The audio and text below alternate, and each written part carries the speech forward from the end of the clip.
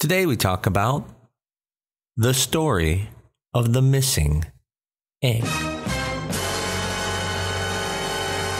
I'm Dr. Mark Amols, and this is Taco Bout Fertility Tuesday.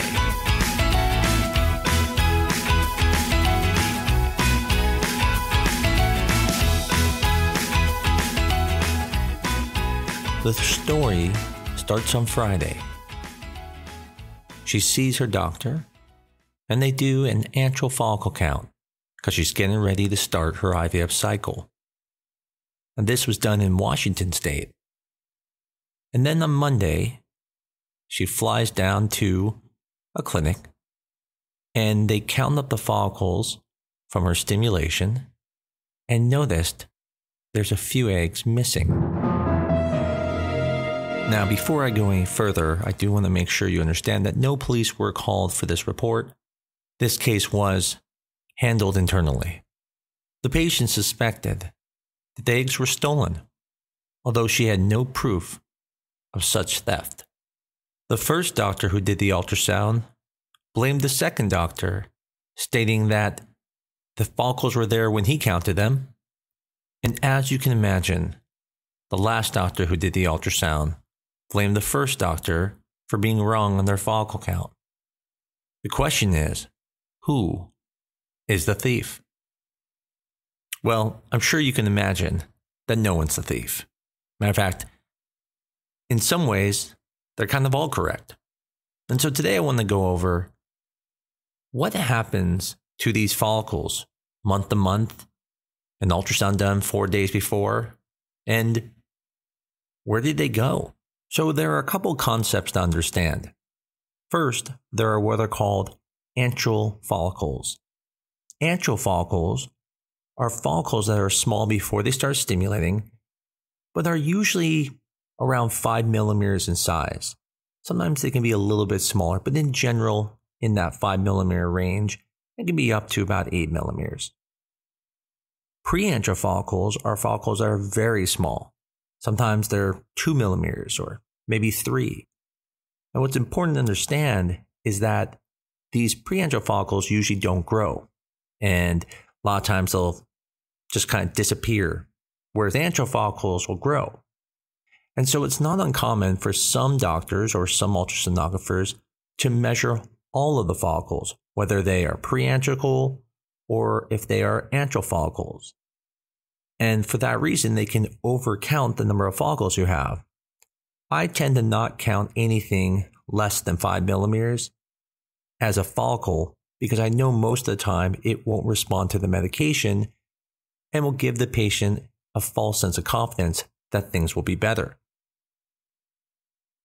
The second part to understand is that there is differences, both intra-observer and inter-observer differences for ultrasound.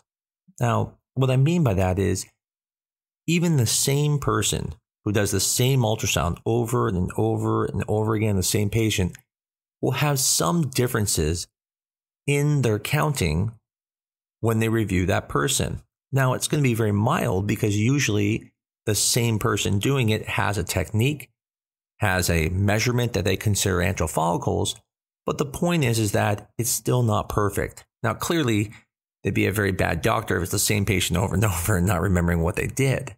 But what I'm talking about is if it was blinded to the doctor and they couldn't actually see the patient, they didn't know who they were measuring, they could technically measure different on multiple times because sometimes there'll be some minor errors. Inter-observer difference is going to be when there are two doctors doing the ultrasound. And it's on the same patient at the same time. One may have a different measuring technique or may have a different quality machine that shows different things or things clear. And so that inter-observer and intra-observer difference can sometimes make these follicle counts different between doctors and dates. Imagine if you're looking into a room and had to count how many people are in there, and unfortunately, you didn't bring your glasses. And so it's a little blurry. And so you can pretty much figure out how many people are there, but you might have counted an extra one or two because you might have thought that was a person, but really it was a chair. Vice versa, you might have missed some. In addition, if you put your glasses on, you're able to see better. And now the count may be a little more exact unless someone's hiding and then you don't count them. This would be the difference between an ultrasound machine that has better quality than another ultrasound machine. Additionally, someone's body habitus can also change the view of the follicles or even the depth of their ovary, making it hard to count the follicles accurately. And so that can also create some discrepancy between two doctors. But another way we can have discrepancy is that not every follicle you see is going to grow. Like I said in the beginning, some of those smaller follicles were never going to grow. And so when you start your stimulation, that baseline ultrasound may have shown follicles, but then the stimulation starts and those kind of regress away, and you're left with all the follicles that are growing. And so that would lead to you having less follicles at the next ultrasound, but in reality, you never lost one. Now, what I find is that when people also have very poor egg reserve, this tends to happen even more often. And part of that reason why is because it takes a high dosage of medicine to get the follicles to grow, and sometimes not every single one grows. And so we'll see some regression. I'm sure some patients have seen where they're growing and it looks like multiple are growing, and then all of a sudden only a few grow and some of them stop growing. In the end, you do not need to call the police. No one has stolen your eggs. But in reality, there probably was some difference between the ultrasonographer the first time and the ultrasonographer the second time. There are also some differences that can just occur when doing the ultrasound. Sometimes the machine, sometimes the person doing the ultrasound. And then the last thing is that the body itself doesn't always respond to medications perfectly. And some of those follicles were never meant to grow. And so although they might have been counted by one doctor, they wouldn't be counted by the other. And so sometimes you get a higher antral follicle count expecting to get all those eggs, but some of those were never truly antral follicles and were probably overcounted. So where does the harm come? I mean, does anyone actually get hurt by having a large antral follicle count? No, but it is disappointing that when you go into a stimulation and someone tells you you have 16 follicles, you expect you're going to grow 16 follicles.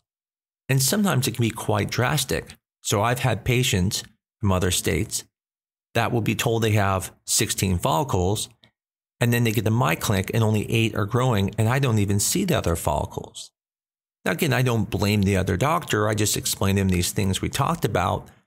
But it's quite disappointing, and it can be somewhat devastating because instead of seeing it as a discrepancy, sometimes it feels like it's you. You think, well, wow, if I've already lost half of them, then there's no way I'm going to make it to the end.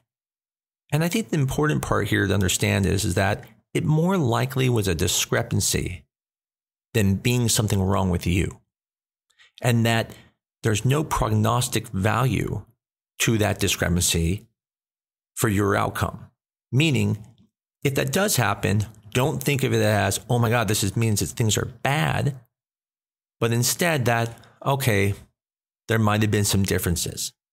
The last part I want to touch on is, why does the antral follicle count change every month? And the answer is because we're not machines. You'll see this all the time. You'll go into the doctor's office and they'll do an antral follicle count. It'll be around 12.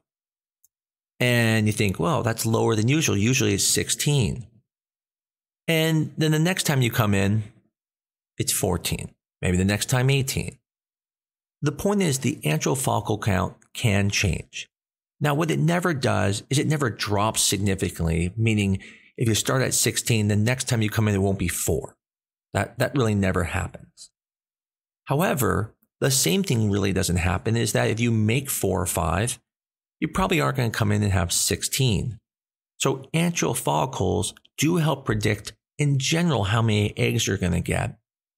But one thing to prepare you for is sometimes even when that antral follicle count looks great, the next month when you get ready for IVF, it's lower.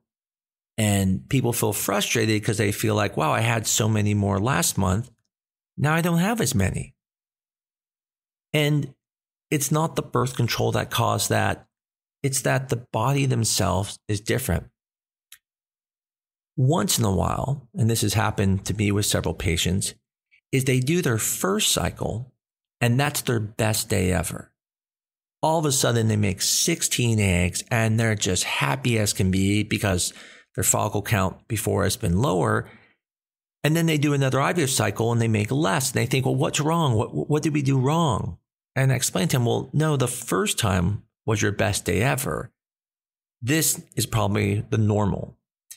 And so when you want to figure out the accuracy of an antral follicle count, the more times you do it, the better idea you're going to have of what your antral follicle count is. It doesn't mean you need to do multiple follicle counts, but once you understand that someone who's had 1 or 2 probably isn't going to have as good of an idea of their average follicle count as someone who's maybe had 4 to 6 ultrasounds, doing things like artificial inseminations and having multiple baselines, they're going to have a better idea of what their antral follicle count is. In the end, the purpose of this talk was to explain why there are discrepancies in the follicle count and make sure you understand that it's not ominous towards your chances on that IVF cycle. I appreciate how it's disappointing, and it is. But in the end, as I always say to people, quantity makes you feel good, but quality is what gets you pregnant. I've seen people make lots of eggs and come away with nothing. I've seen people with just a few eggs and come away with multiple embryos. In the end, all of these tools are to help us pick the right protocol and then see how your body responds. You can't change you. You can only do you. And so, like I tell everyone, I'm like a coach. My job is to get the best out of you, not make you the best, because that may not be in your ability. I know it's been a little while since I've done the podcast. Unfortunately, I did get COVID last year, and it still to this day has some lingering symptoms. So it's been a little bit of time since I've been able to start these again, but I will be doing them. And I always appreciate everyone who listens to them. I greatly appreciate all the reviews people have done. It's very helpful. And as always, if anyone has any topics they would like me to do, you can send an email to TBFT, which is acronym for Taco Bout Fertility Tuesday, at newdirectionfertility.com. I'd be more than happy to do one of those topics. Until next week, this is Taco Bout Fertility Tuesday.